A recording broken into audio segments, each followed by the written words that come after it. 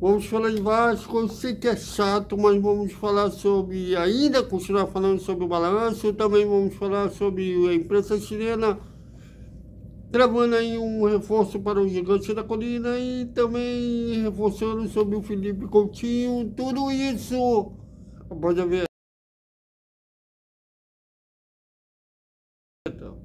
Salve, salve galera do Vascão!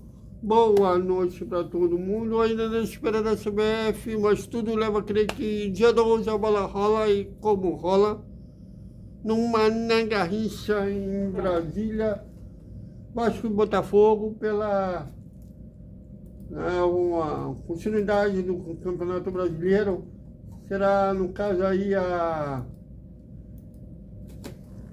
13ª rodada, sendo que no dia 5, no que cai no sábado, a bola volta a rolar e como volta a rolar, amistoso internacional contra o Montevideo Wanderers, jogo que a Premier vai passar inclusive, então vai ser um jogo, desculpem, o vascaíno poderá acompanhar todas as emoções, né, já que a gente vai poder avaliar e vai ser até uma transmissão diferente aqui, a gente vai analisar uma hora antes da bola rolar a escalação dos outros 11 titulares e depois análise apenas no jogo concluído, até porque é um jogo que não vale nada, mas vai dar para a gente ter uma ideia se o Vasco evoluiu, se o Vasco não evoluiu, o que esperar do Gigante da Colina quando o campeonato recomeçar. Fica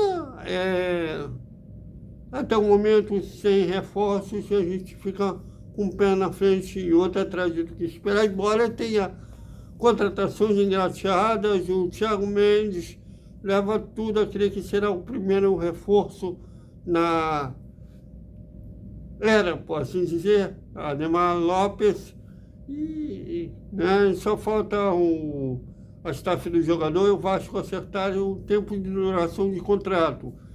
Mas é um reforço que causa polêmica, já que na última temporada ele não jogou tanto lá no futebol árabe, mas é um cara que tem até uns bons números. Vamos aguardar cenas nos próximos capítulos.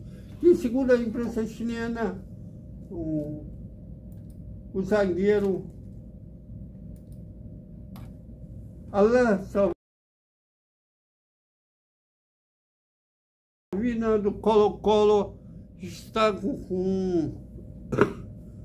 de acordo com a imprensa chilena, né, com negociações adiantadas para reforçar o Gigante da Colina no restante da temporada. É mais uma opção para o técnico Fernando Diniz para a zaga. Eu acho que até pela zaga não era tanta necessidade de reforçar. Tem o João Vitor, tem o Luiz Gustavo, e aí tem também o Lucas, Freitas, Oliveira, se bem que os dois, eu tenho um pé na frente e outro atrás, mas de opções para zaga eu acho que tem. Mas, segundo a imprensa chilena, vem aí um novo reforço para o setor. Mas ainda falta para o meio e para o ataque, principalmente para o ataque, que até hoje o Vasco não tem um reserva imediato para o Pablo Baete. Vamos aguardar as cenas dos próximos capítulos, que estão resfriado e o balanço. É uma coisa que, olha, eu acho que deveria geral ser responsabilizado, já que a dívida do Vasco hoje está em torno de 1,2 bilhão, e de lá para cá a dívida aumentou em 400 milhões.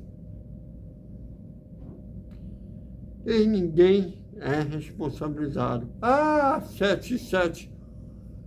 Ela vacilou de não ter atacado a dívida e ter contribuído para esse aumento. Porém, essa dívida astronômica já existia, porque a associação administra mal, de forma amadora.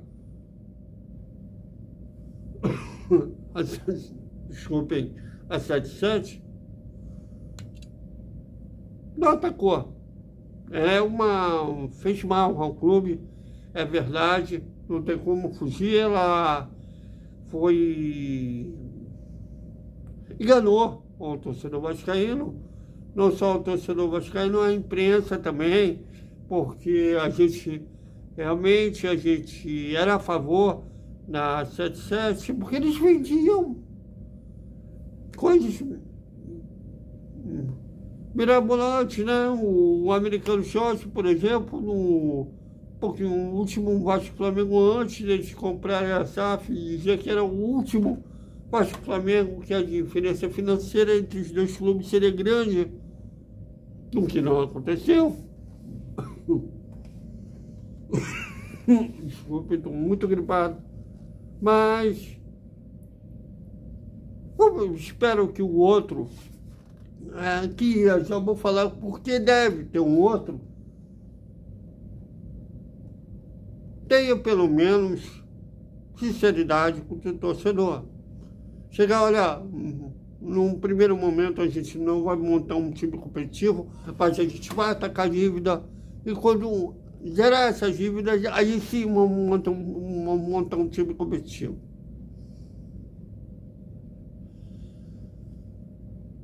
Ou falar, olha, vamos mandar, é possível fazer um time competitivo e atacar a dívida ao mesmo tempo.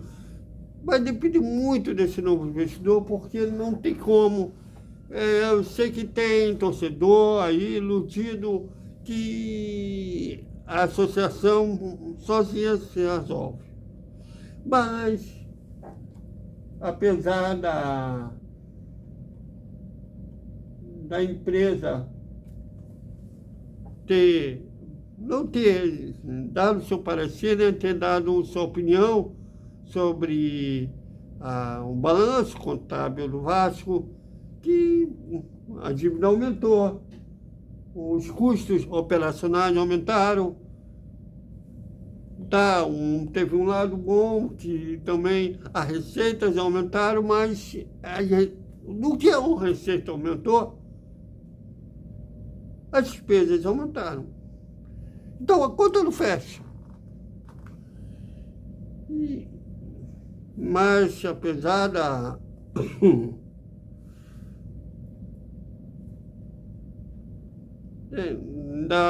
empresa contábil, né, de auditoria, não ter dado sua opinião sobre o balanço do Vasco, o Vasco deu uma nota dizendo que faltou documentação, faltou tempo para analisar algumas documentações. É uma coisa que chama a atenção. Apesar disso, o Conselho Fiscal foi muito claro. Ou vende a SAF, ou revende, melhor dizendo, ou a associação já está quebrada. Ou a SAF também vai ser quebrada.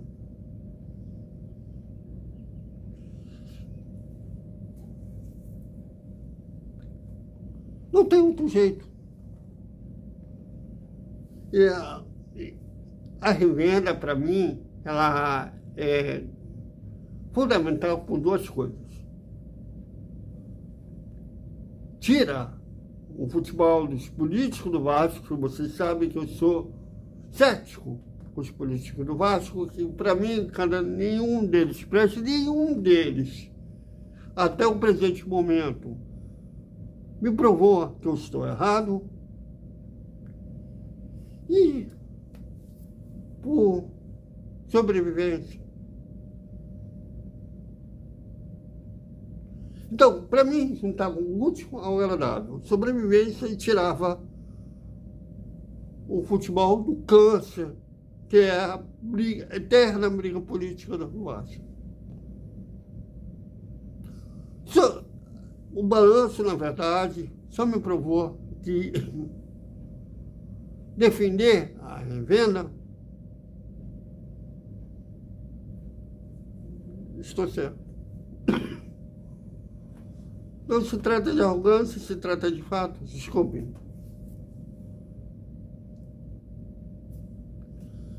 E fora que, se você ver o balanço só da associação, falando de dívidas, né, com tributárias, né, seja não recolhimento de FGTS, IPTU, tudo era apressável.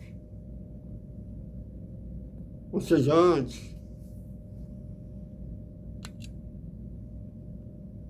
E alguém ainda acredita em política do Vasco? Alguém ainda acredita na associação?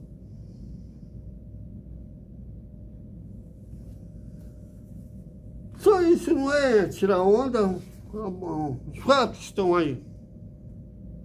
É só chorar. Então, é isso, galera. Até o nosso Desperta Vascaíno, o papo editorial da Hora do Almoço e o boa noite com o resumo da quarta-feira do Vasco. Até mais.